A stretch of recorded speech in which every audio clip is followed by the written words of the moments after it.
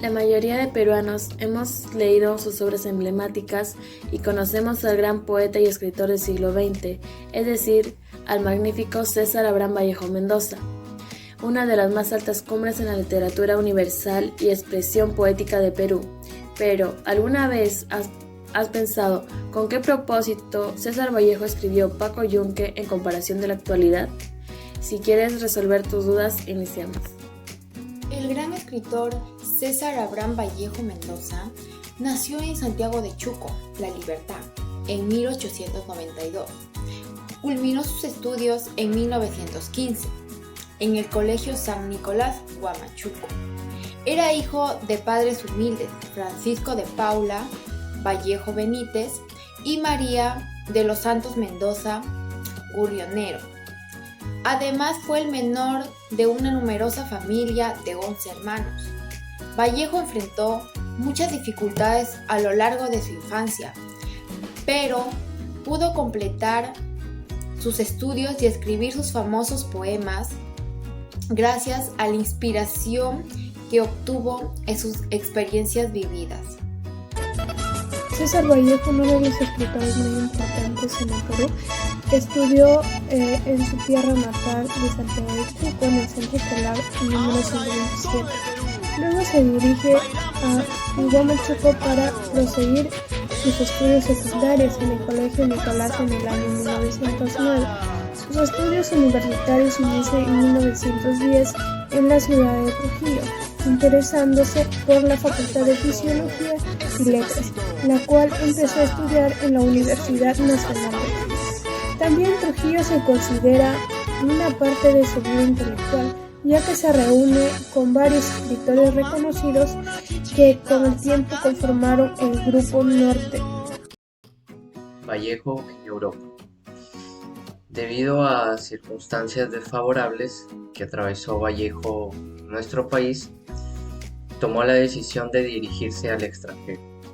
Fue así como llegó a París, donde conoció a Georgette Philippard, con quien finalmente se casó.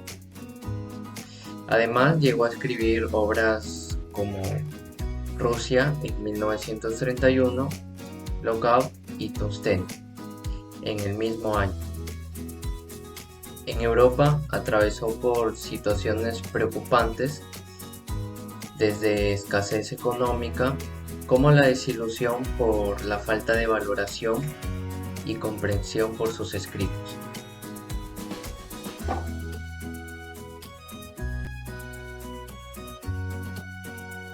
¿Cómo influenció Europa en la vida política de Vallejo? En primer lugar, Vallejo emprendió su formación política a partir de su integración en el Grupo del Norte. Comparó ideas y llegó al socialismo como movimiento revolucionario. Después de vivir la dura realidad, esto lo llevó a practicar un cierto enfoque político e ideológico, que luego tradujo en poesía abogando para la justicia e igualdad para todos. Asimismo profundiza en el concepto de marxismo, que rechaza el capitalismo y mantiene una analogía con el concepto de equidad de Vallejo, que garantiza la igualdad de clases sociales. El valor de la obra Paco Yunque. El cuento de Paco Yunque tiene un valor importante para la literatura peruana, por hacer evidente las distancias sociales entre ricos y pobres en el país. Sin duda, este cuento es ilustrativo para hablar sobre el bullying en las escuelas. Lastimosamente, en los últimos años seguimos cometiendo este mismo error en la sociedad. Por eso es necesario señalar y hablar estos temas, porque los tiempos son otros y nosotros, los hijos de andinos y andinas, no nos callamos.